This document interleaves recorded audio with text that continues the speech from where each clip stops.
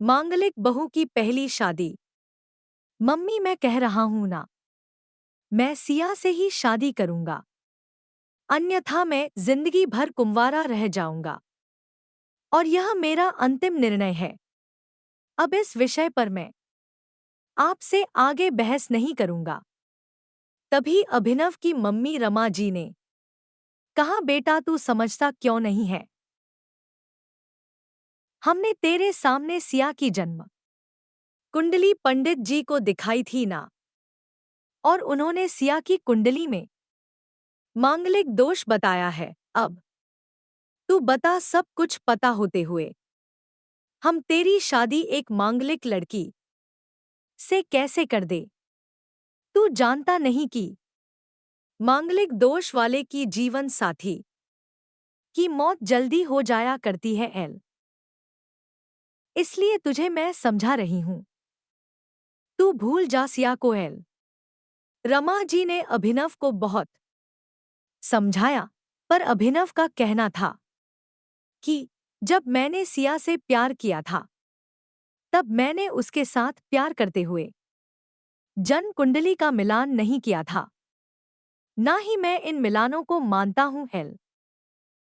इसलिए अब बस मैं शादी करूंगा तो सिर्फ सिया से एल, और यह मेरा आखिरी फैसला है। आखिर रमा जी को अपने बेटे की जिद के आगे झुकना पड़ा और पंडित जी के द्वारा बताए गए अनुसार सिया के मंगल दोष को दूर करने के लिए अभिनव के साथ शादी करने से पहले सिया की शादी एक पेड़ के साथ करवाई गई एल, और उसके बाद सिया ने अभिनव से शादी करी एल। सिया दुल्हन बनकर अभिनव के घर आई, पर रमा जी को सिया का मांगलिक होना अभी भी खटक रहा था एल, और रमा जी उसे दिल से नहीं अपना पा रही थी एल। और घर में कुछ भी परेशानी आती तो उसका दोष सिया को ही दिया जाता है। लेकिन सिया पढ़ी लिखी संस्कारी लड़की थी, और वह अपनी सासू माँ से मिले इन बेवजह आरोपों को अपने दिल से नहीं लगाती थी एल। और ऐसे ही ससुराल में उसके दिन कट रहे थे। एक दिन अभिनव ऑफिस से जल्दी घर आ जाता है, तब रमा जी ने उससे पूछा, बेटा आज जल्दी कैसे आ गया? तब उसने बताया, माँ आज सुबह से ही सिर दर्द और बहुत कमजोरी आ रही है, इसलिए ऑफिस में काम करने की हिम्मत ही नहीं हुई मेरी एल। तब रमा जी ने कहा, चल बेटा जल्दी कर, हमें डॉक्टर के पास चलना चाहिए। तब अभिनव और रमा जी डॉक्टर को दिखाने गए एल। डॉक्टर को दिखाने के बाद मालूम पड़ा कि अभिनव को पीलिया हो गया है, और दोनों जैसे ही घर लौटे रमा जी ने घर को सिर पर उठा लिया और कहने लगी, जब से यह लड़की हमारे घर में आई है, तब से हमारे घर में परेशानी और बीमारियां भी साथ में लेकर आई है हेल। इसके कदम ही अशुभ है हेल। अब देखो, इसका मांगलिक दोष हमारे बेटे पर भी असर करने लग गया है हेल। कल को अगर मेरे बेटे को कुछ हो गया तो कौन जिम्मेदार होगा?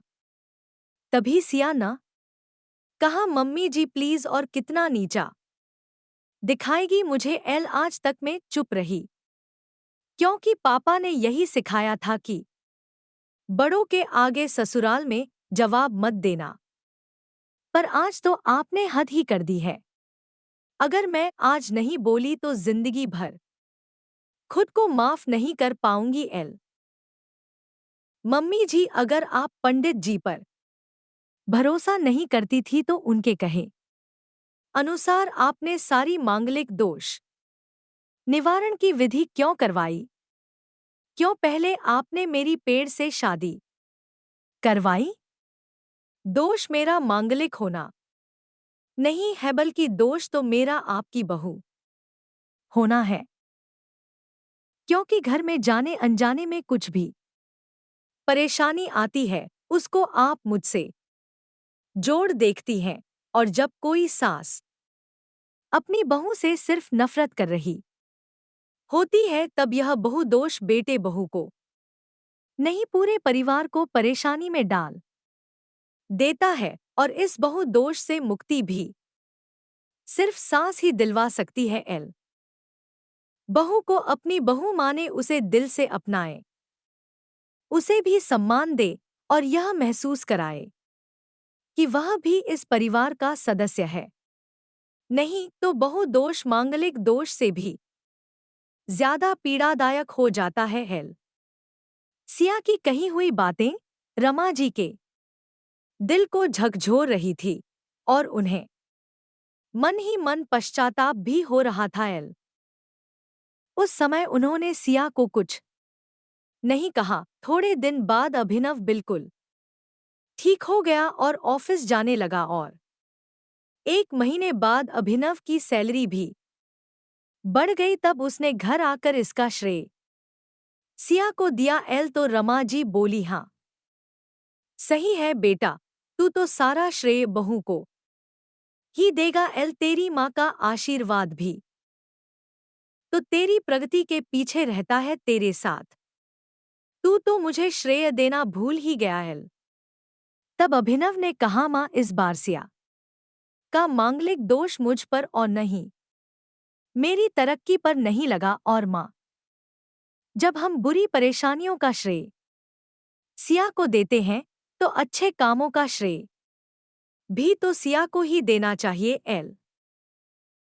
तो इसलिए आज का सारा सिया को जाता है। अभिनव ने हंसते हुए कहा। तब सिया बोली, अभिनव तो क्या तुम भी मुझे ऐसा समझते हो? तब अभिनव ने कहा, नहीं सिया, बिल्कुल नहीं। बल्कि मैं तो माँ को यह समझाना चाह रहा हूं कि सुख दुख हमारे जीवन का हिस्सा है और कभी जीवन में खुशियां आती है तो कभी गम भी आते हैं। इसके लिए हमें परिवार के सदस्य या अपनी बहू को दोष देना उचित नहीं है। तभी रमाजी बोली, बेटा सही कह रहा है तू, और तेरी तरक्की ही बहुत है। मुझे इस झूठे दोषों से बाहर निकालने के लिए आज मैं यह कसम लेती हूं कि आज के बाद मैं सिया को किसी भी बात का दोष नहीं दूंगी। आज बहुत खुश थी क्योंकि आज उसको उसकी सास ने मांगलिक दोष के साथ साथ बहु दोषों से भी मुक्ति दे दी थी। प्यारे दोस्तों, यह कहानी यहीं समाप्त होती है।